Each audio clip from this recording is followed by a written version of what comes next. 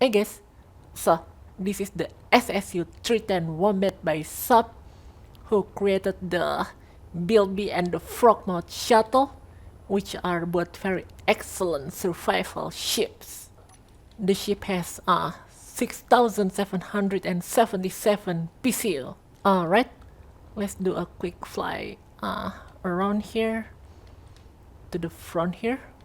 We have some drills. I thought these drills were on subgrids, but it doesn't seem like they are on subgrids. I'm not sure about these drills because they are very much, embedded in the hull. I mean, they can still work, but it's certainly more ideal for them to be like sticking out. We have a connector here, connected to a cargo container, and to the left we have an exposed refinery, assembler. Was that a window? Oh, that's interesting. I kind of want to see the interior. This is an assault cannon. You guess now that I much prefer artillery cannon because, well, they are more useful against capital ships and have longer range. Down here we have some magnetic plates as landing gears. They are also connected to these suspensions here. I kind of like the idea. I thought about doing something like this for decoration, but the problem is the suspensions, they cost 50 PCU each, and that just feels wasteful. Obviously, you only need one magnetic plate for the landing gear, but there's not that many of them, so this is not too bad in terms of wastefulness. And you can use this as like, hard points for a torpedo or something. So it's not that big of a problem that they have two magnetic plates like that. Down here, we have some thrusters that are covered by these passage frames. I like that. I've never thought about using these passage frames for thrusters. They look kind of cool.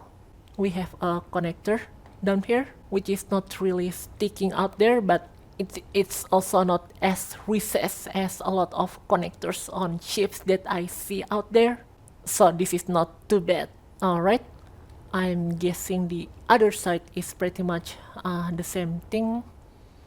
Alright, let's check back here.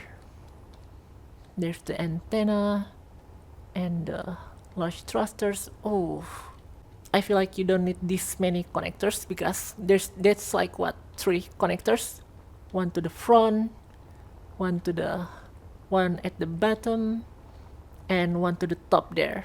Personally, I prefer a single connector. I can understand why people might want to have like two connectors. Maybe you want to use this to dock to a station or something.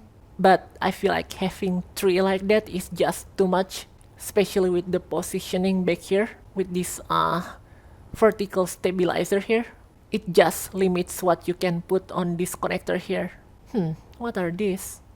Alright, so these are passage blocks for griblings. I thought they were collectors or something. We have the solar panels up here and similar thruster cover as the ones down there. Alright, I think that's the whole exterior. Let's get inside now. So I see a single entrance to the front here. Is there like a ground access? Alright, so the ship has ground access through this ladder here. I like that. And the ore detector is here, by the way. That makes sense. So you go up here and you go up here. Besides the door here, we have the industrial cockpit for dual access cockpit. I like that. That's pretty useful. And in here, we have armory locker. Why do we have a helm here if we already have the industrial cockpit here? I'm not sure, that just kind of feels a bit wasteful and unnecessary, but it's fine. We have the beds here and the shower toilet combo. I prefer bedroom because you have more privacy. We have the medical room here with the bar and the kitchen. I really like how this interior is laid out here. It feels pretty compact and There's like lots of detailing from the components on the roof of the ship and stuff. So that's nice. And back here is the room that we saw from the outside earlier. I like the view from in here. You can pretty much see all around you, and it just feels very open and cinematic in here. Back here we have the air vent, the planters, and some LCD panel that use like a programmable block or something. There's a warfare battery and a cargo access point. Oh, this is actually a welder. I do wonder what that's connected to. I should probably check that later. And down here... Oh wait, never mind. I thought there was like another floor or something. So, that's pretty much the whole interior. Oh, I get it now. I get it why they have this helm here. Because this is the main bridge. Since the ship doesn't have a main bridge, they just put the main control seat here, which makes this the main bridge of the ship. Alright, this makes sense now. Let's check the interior now. So, the ship has 7 batteries. That's more than enough considering this ship uses hydrogen thrusters without any railguns and stuff. I mean any railgun. The ship has a single large refinery or a full-size refinery. That's always nice to see. And the ship has a single full-size assembler. So that's really nice because in a lot of these smaller ships, you usually see that they don't have any production at all, or they just have like small production. So it's nice to see a small ship that has like full-size production like this one. There's a single jump drive there. Is there a safe zone? No. Alright. The ship has 4 large hydrogen tanks with 6 H2 generators. So it's gonna take a while for the ship to refuel itself. The ship has 2 oxygen tanks. That should be more than enough. The ship has 2 hydrogen engines. I'm guessing the ship doesn't have any reactor. Oh, never mind. So the ship has a small reactor and 2 hydrogen engines as backup. So that's nice to see. In case you don't have any uranium or something, then you can use the hydrogen engines. Plus, you also have a lot of solar panels on the ship, so that's nice. I'm guessing the ship doesn't have that many gyroscopes. The ship has 4 gyroscopes. I feel like maybe 2 or 1 should be enough. But it's fine. It's not like it has too many or something. Alright. I think that's pretty much everything. Oh, the ship also has a single gravity generator there. Also, in terms of cargo, the ship has 1 large cargo container with 4 small cargo containers. So, it has pretty much, well, a lot of cargo capacity for its size. Alright, I think that's pretty much everything now. So, before we fly the ship, I wanna see where that that welder is located. So, the welder is located back here and is connected to this array of internal components here. The gyroscopes, the jump drive, the gravity drive, and a battery, and some other things. So this kind of feels like a double-edged sword here, because on one hand it kind of makes sense to have your gyroscope repair a lot of things. I mean, your welder repair a lot of things like this, but at the same time you're also centralizing a lot of your internal components in a single spot here.